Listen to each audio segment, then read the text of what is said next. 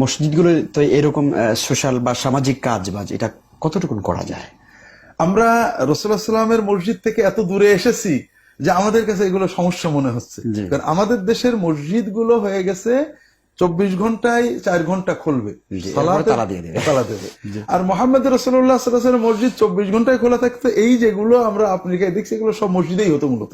জি, মসজিদের ভিতরে কসিদা পাঠ হতো, মসজিদের পাশে আর রাসূলুল্লাহ সাল্লাল্লাহু আলাইহি ওয়াসাল্লাম জায়গা করে দিয়েছিলেন কসিদা পাঠের জন্য, মসজিদের ভিতরে পড়াশোনা হতো, মসজিদের ভিতরে ছেলে বাচ্চাদের নিয়ে মেয়েরা নামাজে চলে আসতেন, একজন কবির জন্য আলাদা মেম্বার মেম্বার করে দেওয়া হয়েছিল, বিচার আচার ফতোয়া মাসালা সব আহলে সুপার জায়গা, আহলে সুপার জায়গা ছিল, সামাজিক বিচারগুলো মসজিদের ভিতর হতো।